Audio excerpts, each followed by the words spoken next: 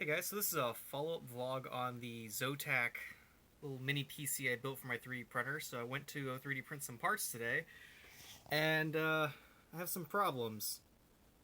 So I guess we're gonna go through how I troubleshoot issues like this, and this is applicable to almost any PC. The fact that I'm remoting into it doesn't make a difference. The computer's not turning on. So I'm gonna show you guys how I work through this issue. So let's go for it. So we're down in my office now. I've got the little machine set up here on the test bench with monitor connected to it.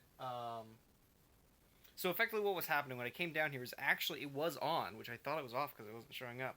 It was in fact on, but it wasn't doing anything, which leads me to believe that maybe the CPU wasn't too happy about being enclosed without airflow. My fault, if that's indeed what happened. I suspect maybe RAM failure or something like that, but we're gonna turn it on and see what happens. So we're gonna turn it on.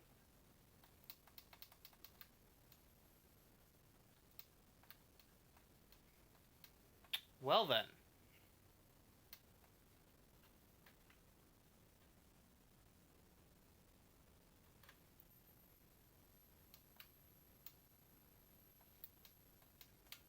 Okay.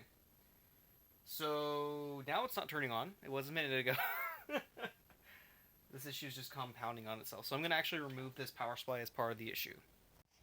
So one thing I like to do when I'm having an issue like this where it's not powering on is I will switch the power supply out for something that is known good. So I'll use my test bench power supply over here, which is a Cooler Master.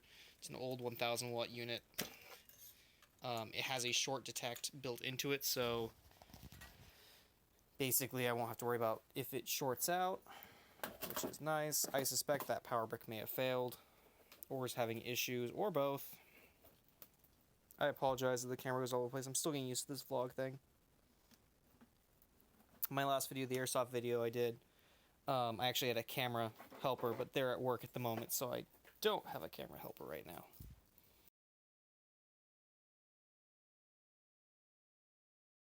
Okay, so we got power to the board, and the power supply didn't short out immediately. That's a good sign. And we're just straight up powering on. And we've got video now. So it looks like using this power supply was probably the problem. This was designed to run 60 watts. This machine should be only like 50, theoretically, but because it was not the best design in the world, it looks like it may have decided that that was it. The Windows install on this machine could be corrupted because of issues like that, so we'll have to reinstall the machine and see where it goes from there. To be fair, this is what it was doing a second ago when I turned it back on, is it turned on and didn't do anything. But as you guys just saw a second ago, I couldn't even get it to turn on. Now I can at least get it to turn on, and it's showing video, which is an improvement. So I think next step is we're going to see if the Windows installer will show up with video. So I'll go grab my install disk and I'll be right back. But yeah, so we'll reinstall Windows 10. I don't know if I have the key for this machine saved to it. Yeah, so we'll come back once this is done doing its thing. This is going to take a little while.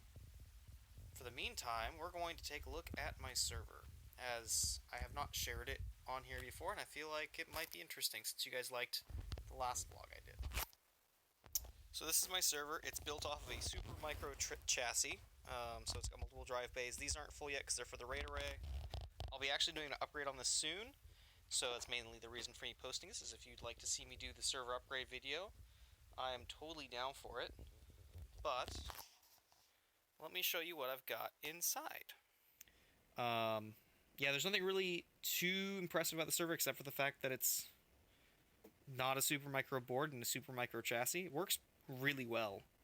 The main reason I have to upgrade/downgrade is because you might notice these power supply cables are not, your normal Super Micro, like, cheapo cables, because I'm using an EVGA power supply in this, because the power supplies are really loud and I wanted this to be quieter. It turned off the other day due to overdraw, so quieter is no longer what we're going with. I have two of these 900 watt power supplies. These are the original power supplies that came with it. But yeah, so I'm going to be running two of these in parallel. probably with a failover system. I don't know how it entirely works yet because I haven't configured it yet. The original board I put in here that was supposed to use these had, for whatever reason, it couldn't communicate properly with them over the I2C interface. The new board I have coming definitely can, as it was designed to go in this chassis, or at least this chassis was designed to work with it. But yeah, if you guys would like to see the video on it, cool, because you're going to get it anyways. So there is one other thing I want to talk about, is I do plan on putting together a second server because of this. So this 10-core Xeon handles my rendering. Not so much for video, but for 3D modeling. And so what I'd like to know is if you guys would like to see a video on me doing my own render station.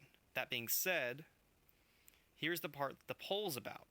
I want to know if you guys want to see me do a 1U chassis build with a server case that goes on top of this one, or would you like me to do a dedicated mini PC, like some sort of small form factory thing? I'll leave the poll in the top comment below, or at least it'll be the pinned comment below, and so I'd love to hear back from you guys on that. I realize I don't get a lot of viewers, but if you're watching this, I'd really appreciate if you can give a comment for that, and I will go with whatever the top comment is, or top choice is. So yeah. So this is the case we're gonna go with. It's a older Inwin chassis. I got a pretty decent power supply in it. Athena Power. It's a weird brand, but it's 80 plus. It's an SFX power supply. It's SFXL technically. It's a longer version. It's 550 watts, which is more than enough. I've got USB 2 front ports in the front. Just so you guys can see, I've got everything up and running again. There we go. So that's my desktop background for my computer. I just linked it to my Microsoft account because that saves me some effort later if I decide to use a key on it that's not recycled. But yeah, we're going to move that PC into this chassis, which I don't overly want to do, but I have to, so we're going to do it. And I'll get back to you guys once I'm done installing it in this chassis. Well, so we've got it done. Well, it's as far done as it's going to be.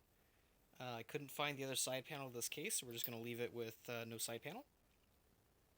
Doesn't really affect the use of it at all. Everything seems to be working good. Power supply isn't the quietest in the world, but it's not too bad.